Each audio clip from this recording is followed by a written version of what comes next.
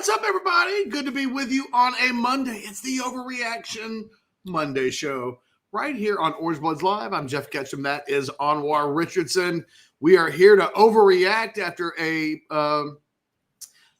monumental win over Michigan. Is that too much? It doesn't feel like it's too much, but when you beat somebody by 19 points, you're left to weigh exactly what's monumental about the victory. It is a big deal.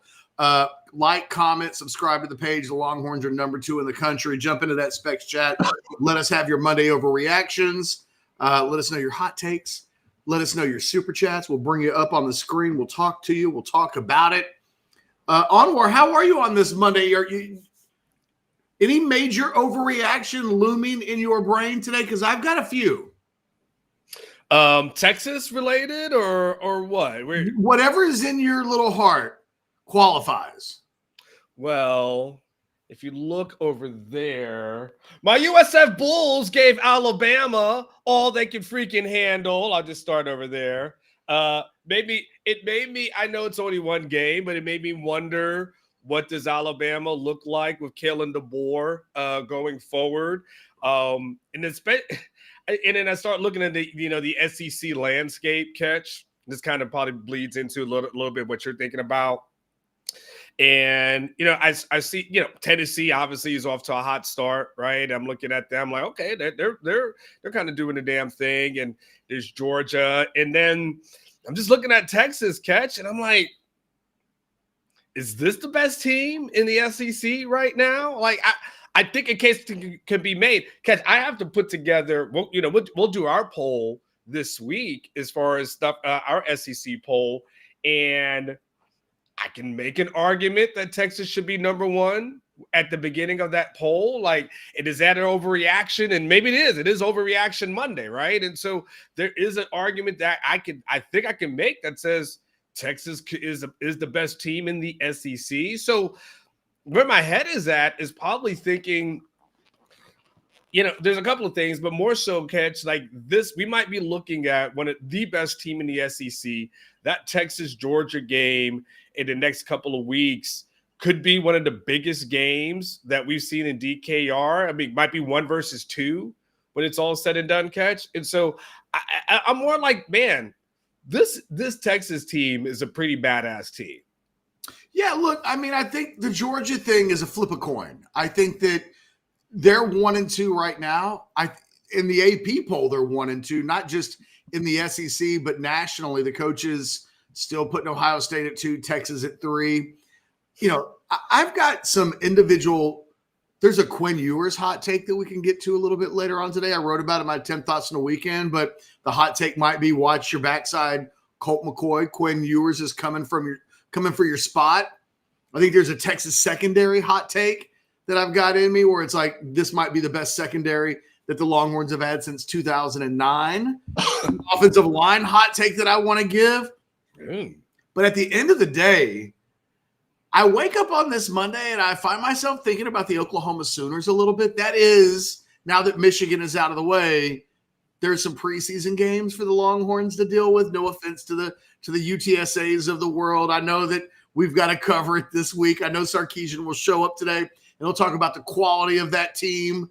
They got dragged by Texas State over the weekend, Catch. We love Jeff Traylor, but come on, man. The interesting thing about that is that Traylor got dragged by his former high school quarterback.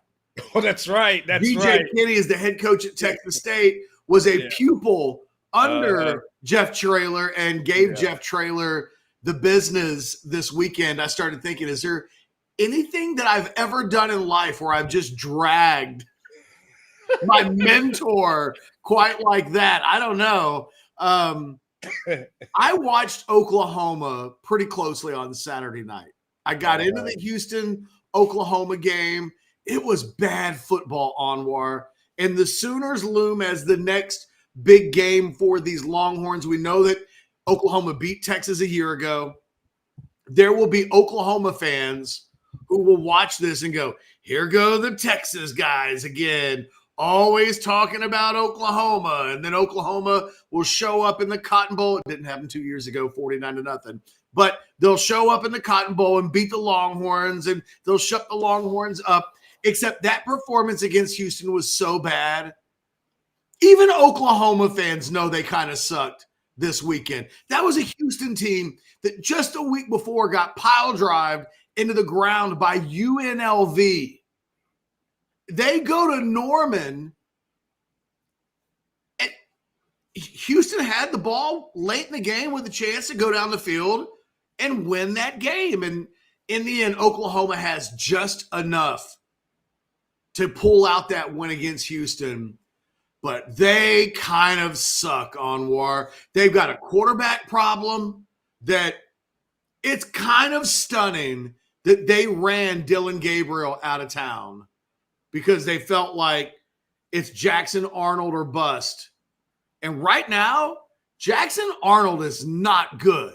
And he's got less than a month to put the pieces together to go into the Cotton Bowl to play a Texas team that will be ready for that game this year. They will not take Oklahoma lightly. In fact, it'll be the tune-up game for Georgia. There's a lot that's on there, but boy, I think Oklahoma is booty, man. I watched them this weekend, and I was like, okay, try to view this game through the prism of it's not just Oklahoma, and there's a thing. Texas and Oklahoma. We do it every year.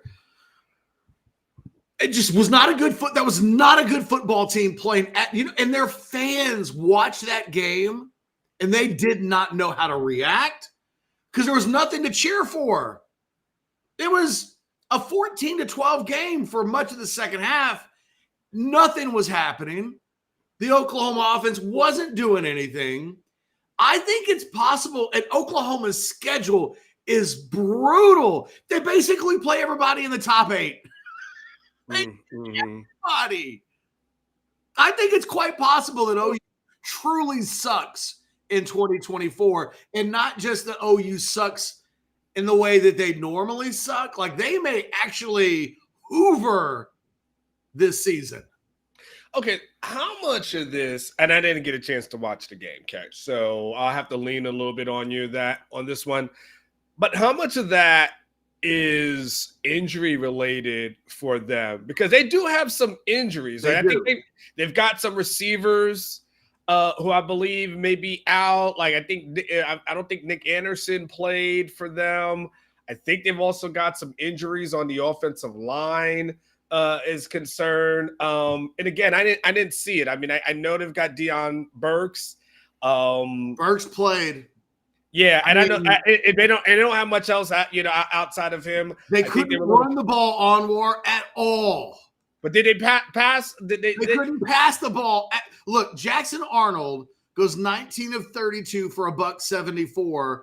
He basically had almost 100 yards less passing than Donovan Smith did. Jonte Barnes is their leading running back. He rushed 12 for 40. Deion Burks, for the second week in a row, is having a hard time averaging more than 6 yards a catch. It's 2 games in a row, if I'm not mistaken, where he averages less than 6 yards a catch. Mm-hmm. They'll be better at the wide receiver position, but I don't know if that fixes Jackson Arnold. They don't completely block real well. I mean, this is a trash Houston team. Trash. But how much of that is in? Yeah, okay, fair. How many goddamn injuries do they have to, they don't have 40 injuries. Huh? They don't have 40 injuries. Okay. I mean, you're saying they should beat the shit out of Houston, even yes. Okay, okay. Yes. They should beat the shit out of a Houston team that lost at home by 3 touchdowns to UNLV. And Houston has the ball late in that game. It's like on the 1-yard line, and they ended up getting a safety, and it ends up being the thing that kills the game off to a certain extent. But I'm telling you, and it's not just me saying this. Our guy Cody Carpentier wrote about this earlier today. OU fans are the ones that are – these were the – now that part is – Let me read this to you, okay? This was on the OU rival site. Parker Thune created a post-game questions thread. Here's some of the questions he was asked by Oklahoma fans. When will the Latrell Joe John experiment end? Should he fire the co-OCs tonight? Is repeatedly running straight into the back of your offensive lineman a smart thing to do? Should we drop our expectations of Jackson Arnold? When will they put Michael Hawkins in? Is there really a question worth asking at this point? Nothing is going to fix that in time to save the season. See you next September. These were Oklahoma fans asking questions to OU mods. Yeah. I'm telling you, it was bad, man. It was bad. Over the weekend, I watched the there's a guy I'm not super familiar. OU fans might be familiar with him, but he has something called like the PG show, like a YouTube show. Yeah, I just wanted to see what the Oklahoma reaction was, and he was. I mean, he didn't annoy me. Actually, ironically, I actually was fine with listening to him. I thought it was interesting content. But even as someone who was plugged in, they were like, "Man, this ain't good. This ain't good. The coaches need to get this thing together." And what, Catch? This goes back to, we got super chats coming in too, Catch. We got about 3, I believe. This goes back to careful what you ask for, careful about the things that you say, because, Catch, we remember there was a time where OU fans are like, "Man, Lincoln Riley ain't all that. He ain't all that." And when he left, they were like, "Good riddance. We don't need you anyway." And Oklahoma fans have been used to and spoiled with seeing really good offenses for years. What's crazy now, Catch, is in a weird way, their defense is not that bad. Their defense is playing well. It's got no offense right now. I mean, I guess, again, the competition on Saturday night was not good. I mean, you're not saying a whole lot about the Oklahoma defense in a negative light because they didn't allow much against Houston, and we'll get to the super chats in just a second. Here's how the offense for Oklahoma ended the game. This was their last 1, 2, 3, 4, 5, 6, 7. These are the last 2 series on offense. You ready? Punt, punt, punt, interception, punt, missed field goal, punt, punt.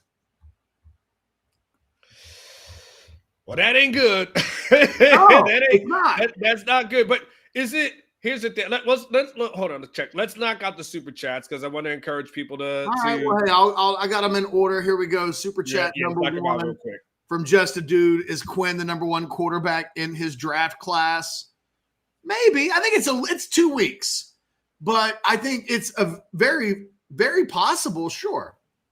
Yeah, the way he's running the offense. And look, someone asked me about this morning. It's kind of, I got to ask my friend if he's just a deuce because someone asked me about that this morning. You hear me say it all the time. You can't win an NFL back.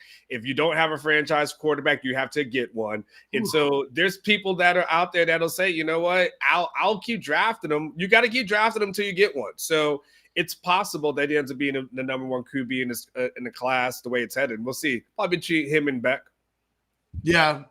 I mean, I'm not a Shedeur Sanders believer. I haven't been. Nothing that's happened this season has me jumping on that train as an NFL draft prospect. So, yeah, I think it's a little early, but based on what we've seen, it's certainly not outside the realm of possibilities.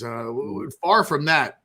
Super chat number 2 from Oscar. Where is Stoopsified to spend this? I don't know. I got to be honest. I haven't looked for Stoopsified yet. If I'm an Oklahoma fan today, I'm getting my own house in order.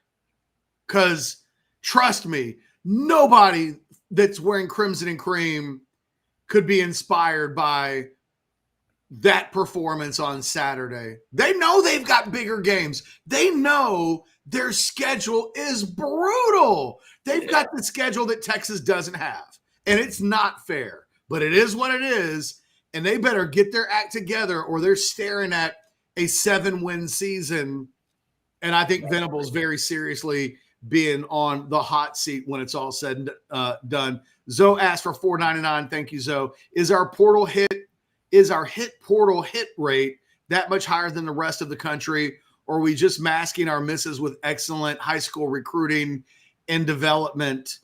Zoe, I don't think the hit rate's crazy high. They've got some guys that are hitting. They've got some guys that are not hitting.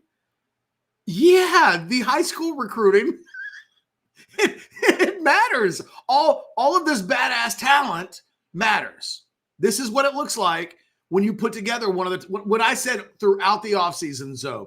The Longhorns have on paper the fourth most amount of super blue chip prospects in the country. That you're talking Georgia, Alabama, by a smidge, Alabama, and Ohio State. And then you've got Texas. And then there's kind of a drop off. Texas is recruiting so well that they don't have to hit 100% in the portal.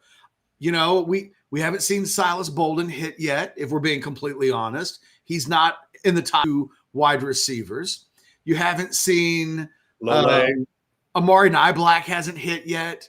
No. Lole, I mentioned, you haven't really seen much from him. They go into the secondary to try to get the DB from Javion Cole. Yes. I mean, they're hitting on some, but they're not all hitting. And it was the same as a year ago. They might actually be at like a 50, 60% hit rate. Now, the guys that are hitting. Andrew Makuba looked great on Saturday, but they're kind of 50-50 on their portal DBs from this last class. Mm-hmm. But, when you take 10 and you hit 5, the thing is, it's when you take a really small amount and then those guys have to hit. When you take more, you give yourself, I think, more space for failure. Texas took 3 defensive tackles in that portal class. Bill Norton is playing a lot. I saw him a lot on Saturday against Michigan, but you're not seeing a ton of Lole. You're not seeing a ton of Tia Savea, and that's okay.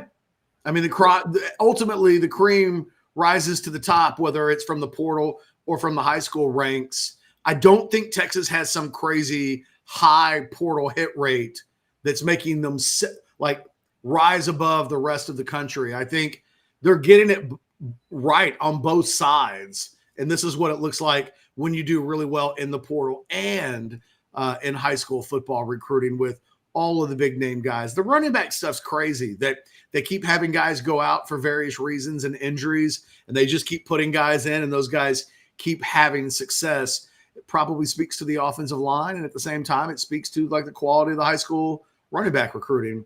By the way, Catch, we've got to just real pick in 15 seconds. People have to stop the narrative with the transfer portal. They didn't transfer here to sit on the bench. Well, you may have your intentions, but you might still sit on the bench. I don't care why you transferred here. Just because you transferred here thinking you wasn't going to sit on the bench doesn't mean you won't. Well, and I think Sark's pretty open with these guys. The best guy, it's a meritocracy. The best guys are going to play. Usually when the transfer guys come in, they're older, they're more experienced. That gives them a leg up. But there are no guarantees. And they took 3 wide receivers in the portal. All of those guys had to have known they're not all going to be the number 1 guy. That ultimately you've got to come in and earn that. And the guys that are playing right now are kind of proving that they belong to be up there. I mean, Matthew Golden has looked really good. Isaiah Bond likewise. But you got to do it every day. And those guys have been rewarded. Mark for $2 says, it's my birthday. Horns won big and OU still sucks. Mark, it's a fantastic time to be alive. You've been alive. You've had other birthdays when that hasn't been the case. So really enjoy the year of 2024 because Texas might be the best team in the country and Oklahoma might be in for quite a slog this season. I mean, even if they get better, Anwar, that could be a 7-win team because they get a piece of all of the best teams in the SEC, and they're just not good right now. Could they be sandbagging? Could they be holding back? Could injuries mean everything? I guess. Sure. But they don't have a lot of good players if all of the guys that are injured just happen to be the good players. It's like, oh, just our good players keep getting hurt. Huh. Okay. Because Texas has had some guys get hurt and other guys have had to come in. You know, how good is your team if 3 or 4 injuries, mostly on the offensive side of the ball and the skill positions?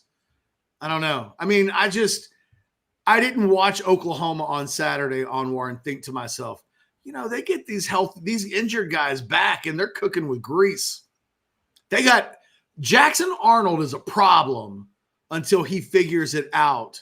And he's not, you know, when we were having that conversation about Quinn a couple of years ago, because all the things that were true of Quinn are true of Jackson Arnold this year. He's got to go play his first ranked team. He's got to play at Texas for the first time. He's got a, you know, conference game on the road, all these firsts. He has to do that still, but he's not as good as Quinn was at the same stage. He's not. What I saw Saturday night was cringeworthy. And I know OU fans feel it. They know. They don't need me to tell them right now. They don't, because they watched it and lived it. Michael for $4.99. What's up, Michael? Good to see you in the chat on a Monday. The irony when I said OU is in danger of becoming Nebraska is that right now Nebraska is the far superior program. Now, Michael, that's not true. They might be better this year. Yeah. But they're not as talented overall inside that program right now as Nebraska. But I tell you what, they may be a hell of a lot better coached. That Matt Rule has proven himself as a head coach to be a guy that turns programs around. Brent Venables is largely unproven as a head coach. That didn't change a year ago, and I don't know that I see it changing in year 3. We'll see. But like at this point, I think the thing that Nebraska has really going for them is that they're really well coached, and they may have the quarterback position figured out with their 5-star quarterback in Dylan Raiola in a way that Jackson Arnold, he's just not doing that yet. And I still believe in Jackson Arnold. Anwar, I think you know me well enough. I'm patient with these quarterbacks. I've been patient with Cade Klubnik, who, by the way, I know it was just Appalachian State, but it's Appalachian State that beat the hell out of the Aggies a couple of years ago. He goes 24 of 26 this weekend, 300-something yards, rushed for a couple touchdowns, 5 touchdowns passing. Like I said a week ago, Cade Klubnik will be okay. I tend to think that I think Connor Wigman will eventually – I think these guys eventually will get it to some degree. I'm not going to sit here and tell you that I think that Jackson Arnold's going to be a bust, but he's not good yet. And if he doesn't get good, Oklahoma's got a real problem. Simple as that. Barb's 10, $5. UT running the table, ? Off topic. Y'all see Notre Dame paid Northern Illinois a cool $1.4 million to get clapped in their own house. Straight cash home. I think you meant straight cash homie. I know what you meant. Okay. Barbs, let's start with the first part of that. Running the table's on the table. I mean, this is a really good Texas team, and Oklahoma doesn't look incredibly threatening. It's a rivalry game, Anwar. We know when that game rolls around that OU will give Texas a fist fight. Then you get Georgia at home, and that has a chance to be 1 versus 2 when it's all said and done. And I think there could be a real – will Georgia get to that game still ranked 1 or 2? I almost wonder if it's a bigger question mark of them than it is of Texas. They get Alabama, Georgia's schedule leading up to Texas. You know, I think Texas gets a little bit of a free run for the next 3 or 4 weeks. Onward, did you get to actually watch any of the Notre Dame Northern Illinois game? No, I didn't. Northern Illinois' head coach, he's a big man. He's a big man. He might be in his 40s and he's got braces. Like, he felt like that guy could be my homeboy. Okay. Like, Okay. I was like, this is a normal, regular guy who's got this job. And he got me misty eyed.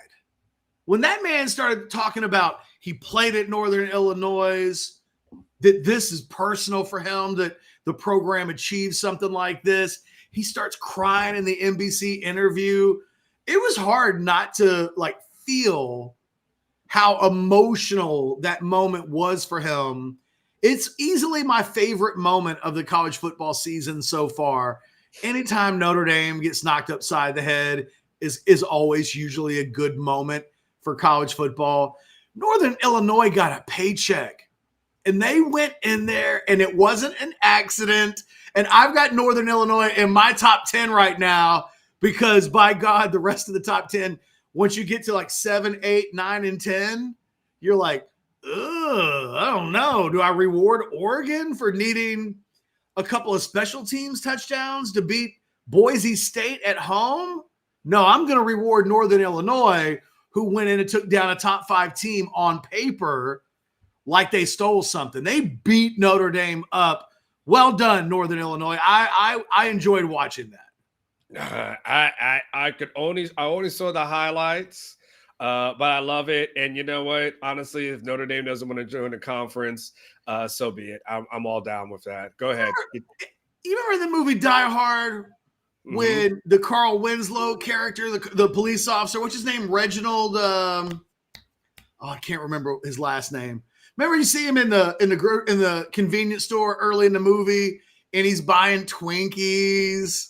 He's getting all of his snacks, and he tries to pin it on the wife. He's like, "Oh, this is for my wife." And the guy at the convenience store is like, "Okay, sure." That's how I felt about the Northern Illinois coach. I was like, he's a man of the people, and I love that guy. I hope that guy does a great job the rest of the year. I hope he gets a badass job opportunity when it's all said and done. And who knows? Maybe he'll turn it down because he's exactly where he wants to be. Yeah, he looks like one of your uncles. Like, I see this. Oh, he looked like he can work a grill. That's what I'm saying. That dude looks like he's that guy. I see him now. If he calls you and he's like, "Hey man, I just put some ribs on you want to come over?" Yeah, I'm coming. Hold on. Ken, I'm on my way, is what you say. I'm already on my way.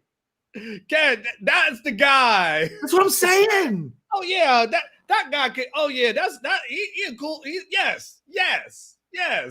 That's what I'm saying. That guy looks like he could be one of my homeboys. Oh yeah, he is. He's a guy that's on the grill.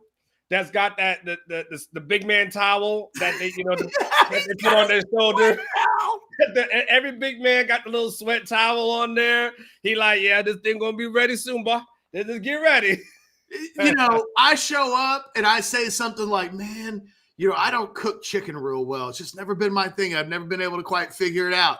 And he just looks at me like I'm strange. Yeah. I got chicken on the third row. We got you. That man is my hero today. I'm telling you, he spoke from the heart. It was the most like personal, positive thing in this world where we see so much negativity. To see that man feel what he felt on Saturday after that win, it was hard not to feel it with him. Again, congratulations to Northern Illinois. If any of you guys out there are Northern Illinois people, bask in it today. You absolutely deserve it. Do you think Chaz got a Northern Illinois helmet? No. He needs to get one. I bet we can find him one. And I bet if I found one on eBay and had it delivered to his house express, he put that in the Hall of Helmets, lickety split. El Presidente, this one's for you, Anwar. Bill Norton. All caps with the eyes emoji. We're starting to see more of him. And we're starting to see more of him. He's a big guy. Presence was felt.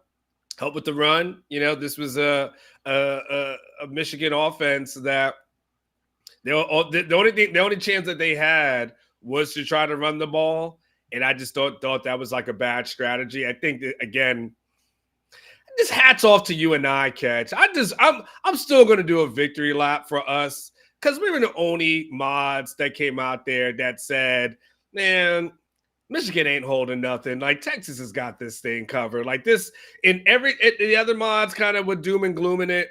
And you and I were on point on that one. So I just want to say that.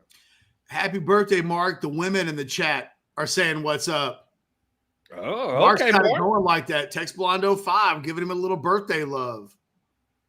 I mean, it's official when South End Zone Queen does it, though. Well, I don't see her yet this morning. She might be working. She could. I mean, she does work. She kind of has an important job. Like, where is South End Zone Queen? Oh, okay. She's busy with the patient. That's okay. That happens too. Especially on Monday. Stephanie sometimes in the chat as well. We clarified last week that Barb's 10 is a man, Anwar. Barb's had me thinking Barbara, but I won't ever forget. He was like, I commented to you on Twitter. I felt bad because people oftentimes think that you remember everything. Mm-hmm. And I just smoked too much to remember everything. Mm-hmm. So, but I'll remember from now on. You know what's interesting, Catch? You were talking about, as we was having an OU conversation, but hopefully, I just want to say this. As you mentioned the schedule, right? And you're correct, right? Because after Houston, obviously, Oklahoma faces a Tulane team that was pretty tough against K-State this past week. So that one's not going to be a gimme. Then they face Tennessee, which is, I mean, when they say hotter than fish grease at this moment. They're good. I watched them on Saturday night too, Anwar. Yeah, okay. So Tennessee is good right now. Then they have to go on the road to Auburn, which obviously we know that's just going to be a tough game. That's just a tough game, a tough place to play in. And then they have Texas. And then we look at the Texas schedule, and we're like, yep, UTSA, La Monroe, and then it's like Mississippi State, which isn't too good. And that, I mean, Texas has a huge advantage, but like, Catch, for at least the next 2 weeks, Texas could run base offense, base defense, and beat both of those teams and literally save some stuff from the playbook portion of it. Sark still doesn't have to unveil a whole lot of things going. And then Mississippi State, that's an SEC opponent, so you got to take that one serious, right? So yeah, but you got to take it serious, but they're not that good, right? But did you see what they did this weekend? No. What did they do? How much did they lose by? They lost on the road at the Fighting Brian Carringtons. Oh, that's right. They lost to Arizona State by I think it was 7 points or something. Yeah, like 30-23. The Fighting Carringtons. Knocked off Mississippi State at home. Arizona State is 2-0 right now, by the way. And look, by the way, Arizona State plays at Texas State on Thursday. I'm going to give Oklahoma the Auburn game because Auburn lost at home to Cal this weekend. They're not a real SEC team. You can't lose to Cal at home. Ask Texas. When Texas lost to Cal at home back in the day, to be fair, a Cal team that had Jared Goff at quarterback. Mm-hmm. That is not the current Cal squad. Yeah. You can't be a real SEC team losing to Cal at home. So I'm going to give Oklahoma those games. It's the rest of the schedule for Oklahoma that I'm just telling you is look, let me pull this up, okay? I don't have it up in front of me. I don't have the Oklahoma schedule. I have it. You might put it on the screen? No, you can if you want to, but I've got it now in front of me. Okay, no problem. But they get Tennessee in 2 weeks. And Tennessee looks legit. Then they get Texas. Then they're at Ole Miss later in the season. Then they're at Missouri later in the season. Then they're at Auburn. Alabama. What's that? We got Auburn. You said Tennessee and I'm skipping over the games. I think they'll beat Auburn. They should beat South Carolina.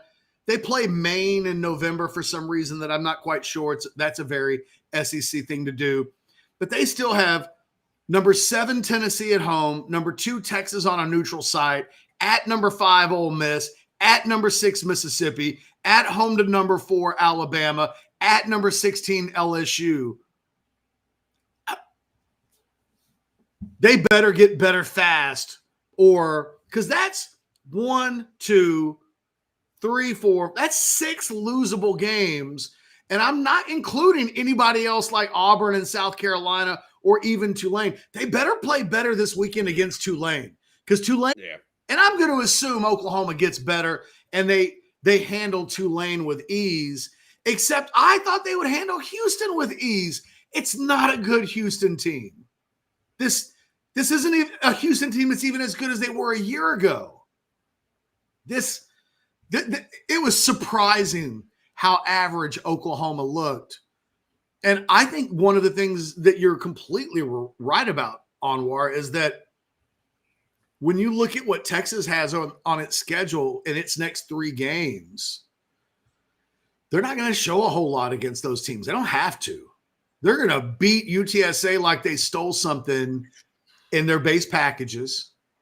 They're not going to need to break them out against La Monroe. Maybe Mississippi State will look some kind of way in a couple of weeks. Maybe they'll make some improvement, but you would think that's a game where Texas doesn't need to get too exotic. I start to wonder if we go into the Oklahoma game knowing that Georgia is the week after that. Does Texas just do a lot of its base stuff against Oklahoma? Is Oklahoma good enough to warrant Texas breaking out the full artillery? Yeah, I mean, they're a rivalry game. You got to respect the rivalry portion of it. And maybe look, I don't know what Oklahoma looks like. I get your point, Catchy, and I'm not arguing your point at all, because I think it's, you may raise a good point. I don't know what this team looks like when some of these injured players come back. But to your point, all your good players can't be injured. I get it. Like your point is very valid. Like all your good players cannot be injured players. So they were missing Jalil Farouk and Nick Anderson. Those 2 guys being out shouldn't cripple you against a team. UNLV didn't have Nick Anderson or Jalil Farouk. And the thing about the Nick Anderson injury, if I'm not mistaken, the timeline on his return is right at about the Texas game. So you always assume that those guys will be back for Texas. It'd be a hell of a thing to come back the week after Texas. Oh, God. Yeah. If you can't get back for Texas, don't come back a lot of times, right? But look, I'll tell you what, if there's one thing I'm shocked by with Oklahoma early in the season, and to me, this is definitely a coaching deal. I don't think that this is a player deal. That they haven't been able to get Juice Wells going 2 games in a row. Now, in the opener, he scored a bunch of touchdowns, but he's still they're not getting him down the field. Yeah. This is a guy that is averaging 6 yards a catch. He's better than that, but in this offense, and I said Juice Wells. See, he's not even playing well enough at this point for me to get the transfer right. Juice Wells is at Ole Miss right now. Oklahoma right now just hasn't been able to get its guys going. It doesn't make a lot of sense to me that when you look at the wide receiver numbers, Deion Burks is what I meant to say. Deion Burks caught 15 passes in the first 2 games. Mm-hmm, yeah. For 89 yards. 15 for 89. He's averaging 5.9 yards per reception. When you look at the team as a whole, they're averaging not 8.7 yards per pass attempt. They're averaging 8.7 yards per completion. It's got to get better. It has to get better. They're not running the ball great. It's interesting. I was a little surprised that Taylor Tatum didn't get more, the true freshman from Longview. I was a little surprised that he didn't get a little more something, because they didn't run the ball well at all on Saturday. Javonte Barnes was the guy that was the primary ball carrier, and then Jackson Arnold had the second most attempts. In fact, Jackson Arnold has the most rush attempts, and this will include sacks too, but he's got 22 carries on the season. That's 5 more than any. Oklahoma has 3 players that have more than 10 rushing attempts. Mm-hmm. They've got Jackson Arnold, 22 for 62. They've got Javonte Barnes, 17 for 73. And then they've got Gavin Sawchuk, who's 10 for 19. They just got. Will they be better by the time they play Texas? Yes, unequivocally, right? Yes. Will Jackson Arnold be better by the time the Texas game rolls around? Yes. Will they get healthier? Yes.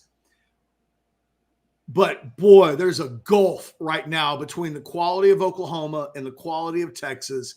And if they don't get better, they're going to get boat raced in the Cotton Bowl. They just will. And the thing is, Oklahoma fans know it. They saw it. This isn't one of these where Ketch shows up and Oklahoma wins 49-17 and we're making a big deal out of a performance. And, no. They know. They lived it. If you'd seen the looks on Oklahoma fans during that game, there was a whole lot of like, what are we doing? Why are we even here? This is a hot mess.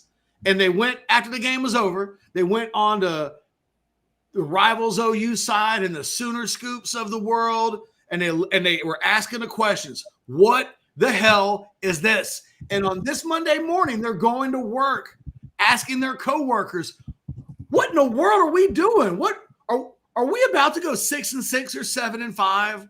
Those are the questions being asked in Norman, Oklahoma today, and they're not being asked by me.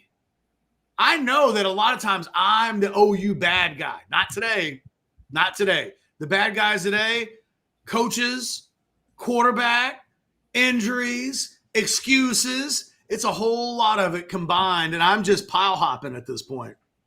Well, I mean, their coach, Brent Venables, after the game said while they were fortunate and thankful for the victory, he said they deserved to lose out of his own mouth, right? So if you say, yeah, we deserve to win, not the we pulled it out, what a tough opponent that was, blah, blah, blah, the typical coach speak, and you just go like, yeah, man, we shouldn't even won this game. Like, I'll take this luck. Yeah, I'm sure he has some question marks as well, like as to what the hell is going on, Catch. Jay Lee came up with another super chat too, Catch. Want to make sure we get to him. He said, crazy to think I made this point after the post game. Crazy to think that Texas could play Georgia 3 times, win 2 of them, and still not win a championship. That doesn't seem right. Jay Lee, you are really far ahead, bro. just get to the 1, and then let's see about Atlanta, and then see what happens in the playoffs. Like I disagree with Jay. Jay's like, that doesn't seem right. Right ain't got nothing to do with anything, never has. And aren't we used to this in the NFL? The game, look, we're not conditioned yet with college football to think about it like the NFL. But the time you have to be good is in January. If you're a college football team, that's when you need to be peaking. And if you we saw Texas play Oklahoma twice in 2018. And, it happens. It happens. Okay, Catch, we've seen wild card teams go on the road and beat the conference champions. We see that every single year. We've seen teams, Catch, you talk about fair, like in the NFL, it's a great I love your comparison, by the way. We've seen teams that have been able to a conference champ that doesn't have a better record, but for whatever reason, they're hosting a game, and that thing happens, right? So it just happens that way. So you're right.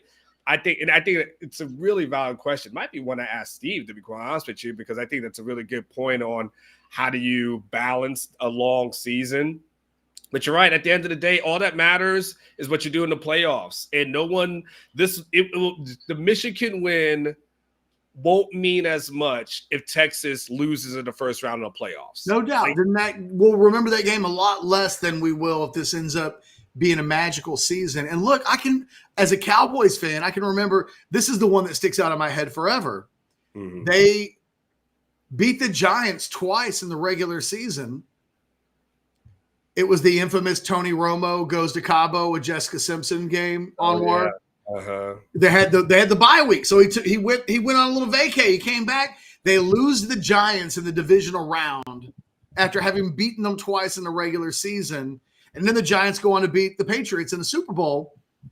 That didn't seem right when it happened, but you know what?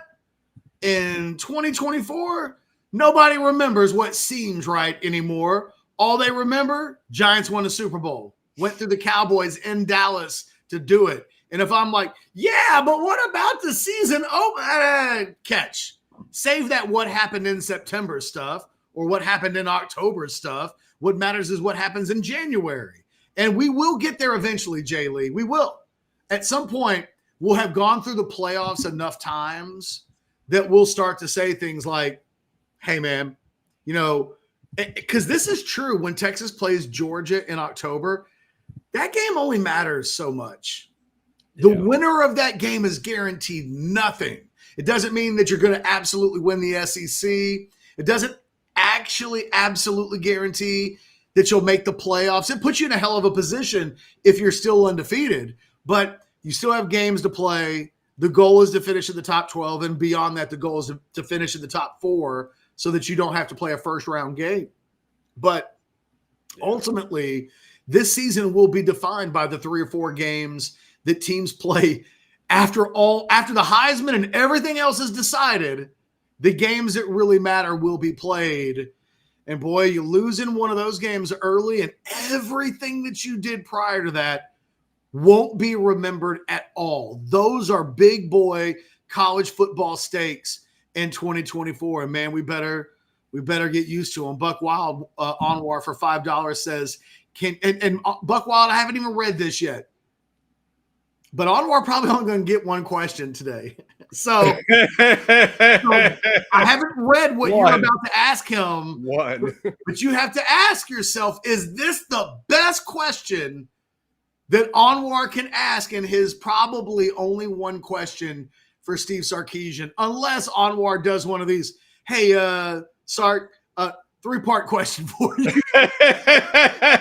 Unless he pulls one of those like calculus questions for Sark, he only gets one. All right, Anwar, $5. Can you ask Sark to at least keep the hammer down through the third? He's messing with my money on Prize Picks. You know what, Buck Wild? That might be the best question that Anwar could ask today.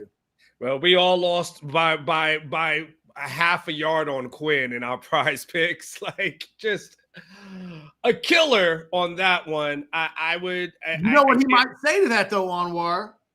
Hey, what do you want me to do? I knew that he was on 246. Yeah. I had him throw the ball to Jonte Cook. And Amari, your problem is not with me not keeping the guys in long enough. Your problem is Amari Niblack got a penalty. Can't do that again. I mean, I'm a little surprised that Jason doesn't have an Amari Niblack voodoo doll at this point where he's sticking pins in him because the play happened. He got above 246. And then the transfer came in and mucked it up. Took away 1,000 off that man's plate. That's crazy. Jose Rodriguez has got one in here too. I see that for $5 himself. $4.99 technically. We must have hit that thing at the same time. Maybe hit it at the same time. It's all good. In my opinion, OU is setting themselves up back like we did with Charlie and Tom. Every week they set themselves back even further. Fortunately, we are out of that. I mean, right now, look, there are 2 kings of the hill right now in college football. It's Kirby Smart, and right now it's Steve Sarkisian. I think, you know, we have some other guys who are in contention for that. We'll see what happens with Tennessee this year. We're going to see what happens with Ole Miss at the end of the day. Put Kalen DeBoer in that group, don't you? I mean, he did literally. I guess 12 months ago. Sure, I guess Kalen DeBoer is probably fair. So maybe 3 as far as that is concerned. I actually like Kalen DeBoer more than you do, I think. You do. I think he's a star.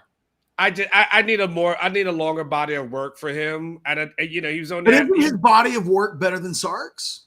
Well, he's only at Washington as a head coach for a couple of years, and And that was before pretty much that, it. he won championships as a head coach. I know it was Yeah, on a lower level, but all sure. that guy has done as a head coach is win, win, win, win, win.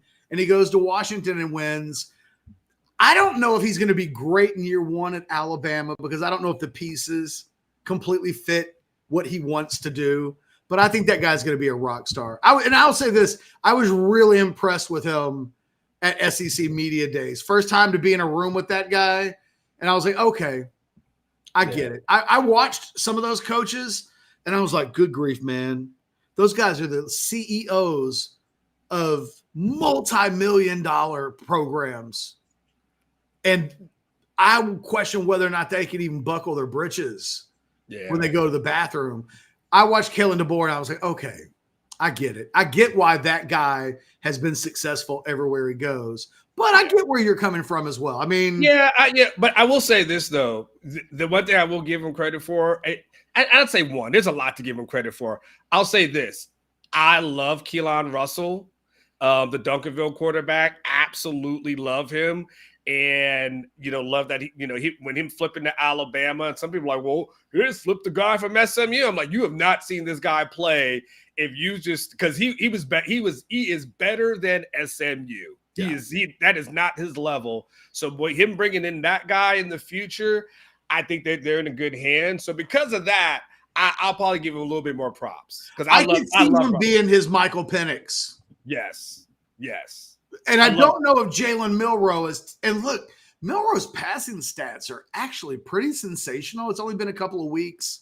I think sometimes we sleep on how good Jalen Milroe has actually evolved as a passer. But I don't know that he's, he might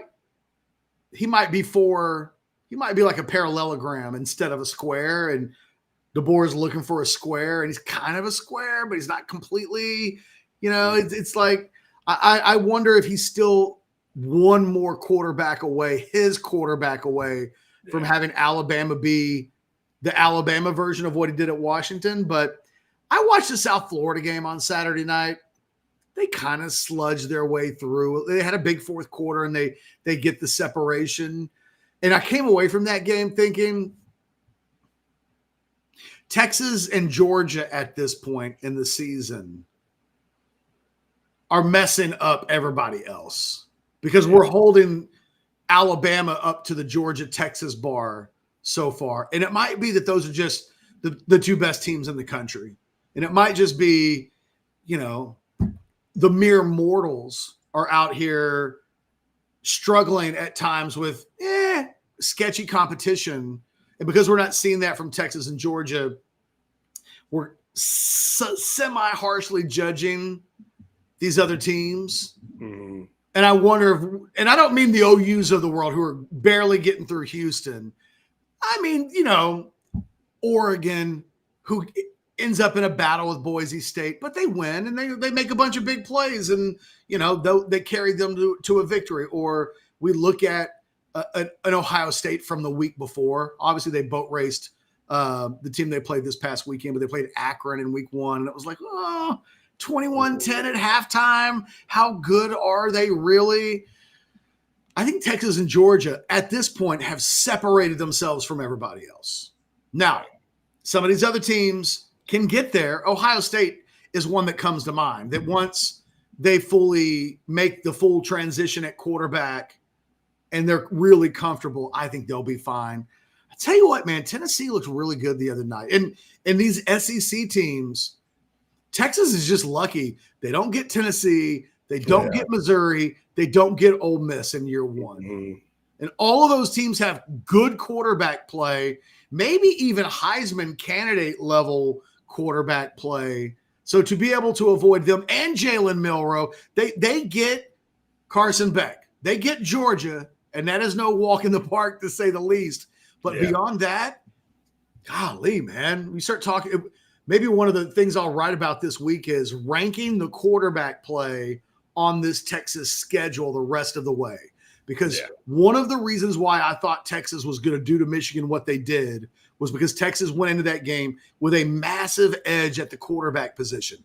It's the most important position in any team sport in college athletics, with maybe the possible exception of pitching in softball. That if you've just got one super badass pitcher in softball, you can go deep into the Women's College World Series. But it's certainly the most important position in football. And, it's more important than point guard in basketball or anything else that we can almost think of other than maybe starting pitching in softball. And I think Texas on paper, who knows, they probably don't have like a dog walk, obviously, against Georgia. But the rest of the way, the rest of their schedule, who's the second best quarterback left on their schedule? Because I think we would have said Jackson Arnold in the summer. I mean, we're just throwing guys out there at that point. Like, I don't better than DJ Lagway, who just made his first start at Florida and looked great this weekend. I mean, Florida's in. God, by the way, I'm talking about quarterback play. Yeah, no. I mean, it might be the A&M guy.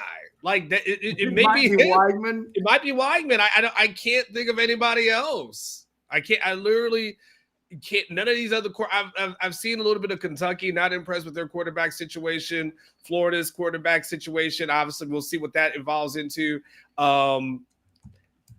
There's literally nobody else once you get past Carson Beck. I really can't think of it. I'll tell you what. Here's what we'll do. I'm pulling up the NCAA passing statistics right now, okay? Because there's a bunch of SEC guys in the top 10, top 15. It's crazy. Okay. Hold on. I can make it even better for you, Catch. Hold on. I got something even better for you.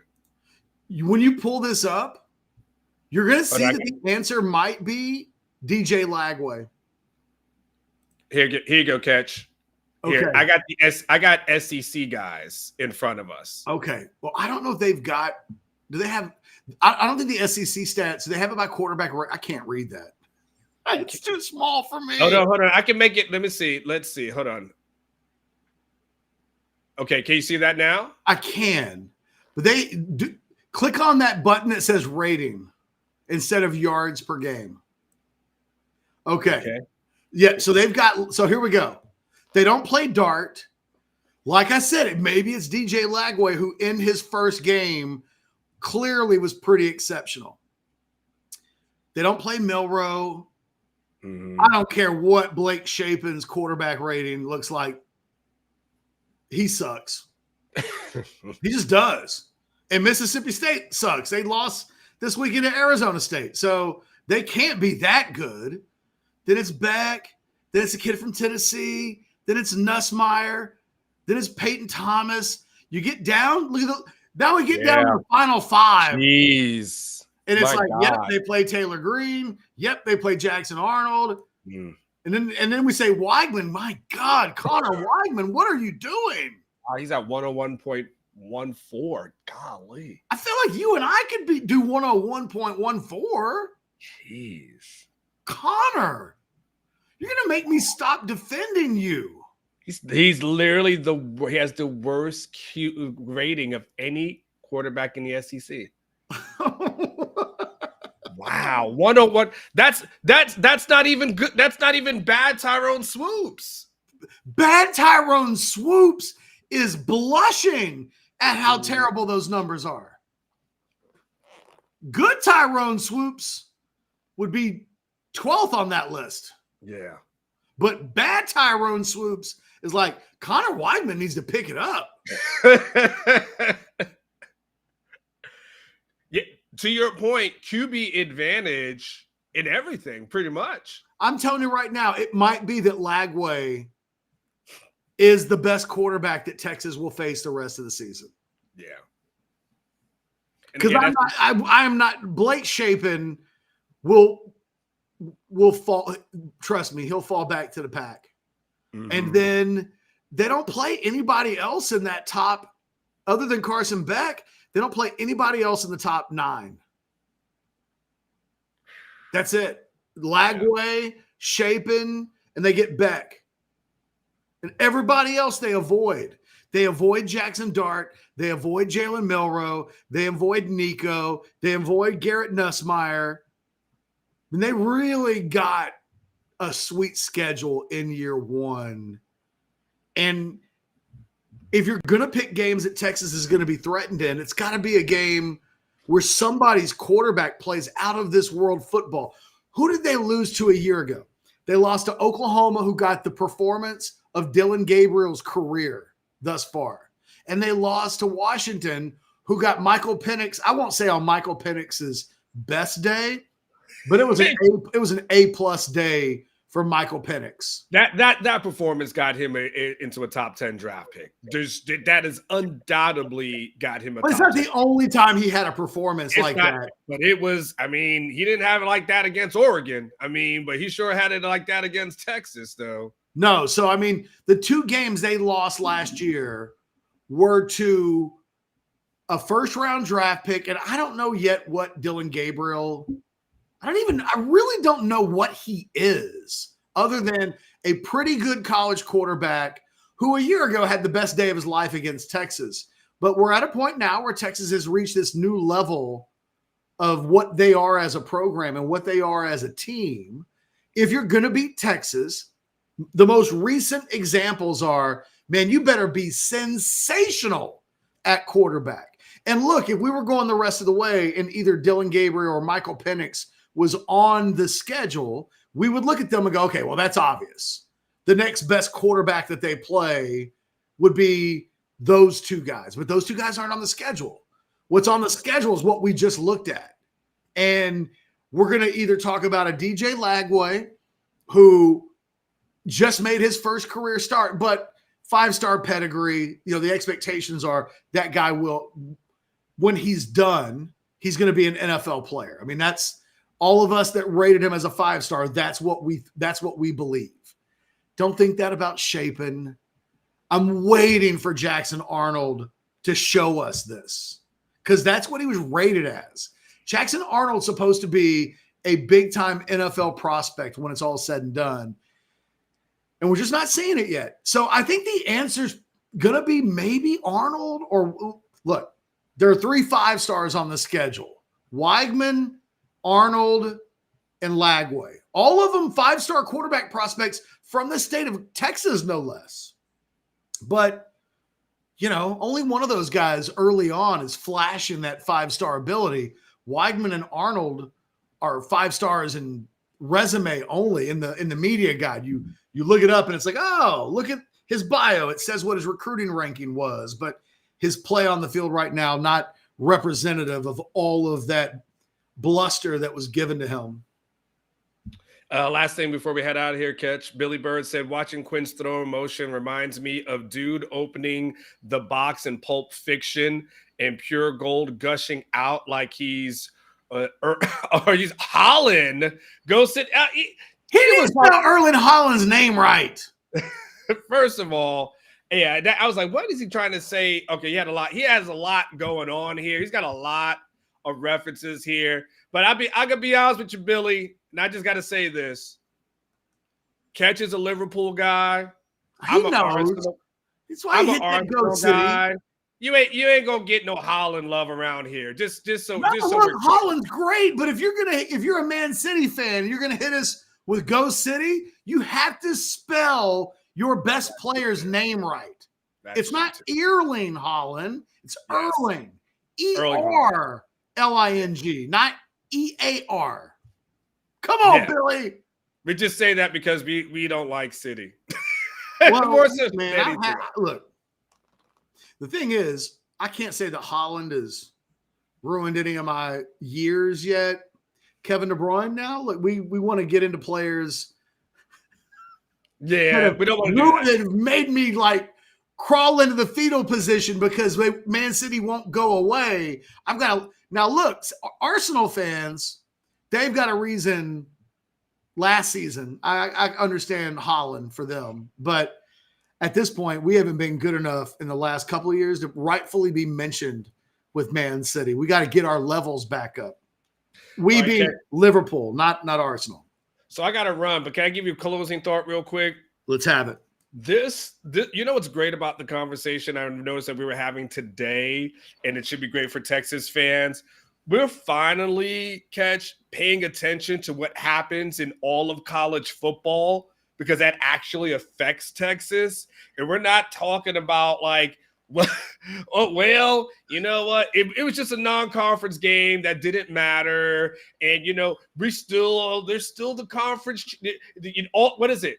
All our goals are all still of our goals are still in front of us. Yes, right? Like we're not having that conversation because that's what typically it's been for year after year after year. It has typically been, well, they dropped this non-conference game. We literally have talked about, well, what does this team look like in the top 10? And what does this team look like in the top 10? And we saw this team play because now all of a sudden it all affects Texas because of where they are from a ranking. It's a refreshing conversation to have because, in most of the years we've done this, we've never been able to even care, rightfully so, about what Georgia's doing or anybody else in the top 5 or 10 because Texas ain't really been there or they would have a brief visit before it was over. So I've enjoyed the conversation, and it's great that you and I are paying attention to everything that goes on in college football because Texas is that good. Hey guys, I want to remind you as we exit the building, rogueshop.com. Check out the website today. Make your life a little bit better. Get the topicals for the pain and the oils and the Delta 8 products, anxiety, sleeplessness, all of these things that you battle on a daily basis. Rogue Shop can help you battle them and make your life just a little bit better. Sleep just a little bit better. Pain just a little bit less painful. All of those things, but you can't talk about it. You got to do it. You got to go to the website, rogueshop.com. Get your shopping on today. If you have any questions, you can hop right into the chat. Like literally, as soon as you go on there, welcome to Rogue Shop. This is Charmaine, the owner. How may I be of service? Let Char know, hey, I was just watching Orange Bloods, the Overreaction Monday show. They sent me to you. Help me make my life a little bit better. And Char will do exactly that. We do have to get out of here because Onwar's got to get down for the media stuff over on the 40 acres. So shout out to Rogue, shout out to Specs. We got the House Divided coming up in less than 2 hours. Make sure you hit that like button on the way out. Texas is number 2 in the country.